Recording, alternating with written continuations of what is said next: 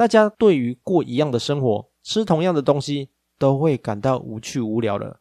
但是对于说同样一件事，却可以乐此不疲，各位不觉得很诡异吗？所以谈论这些没意义的事，就像是在掏空自己。或许所谓的聊天，已经渐渐不像交流，而是不断的抒发情绪和不满。这样真的是好的吗？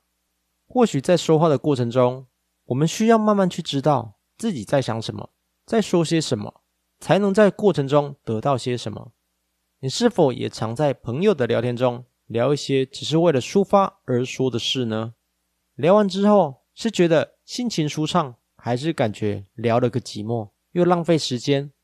不如尝试用清晰的思考去跟人聊天，而不是用情绪去抒发一切。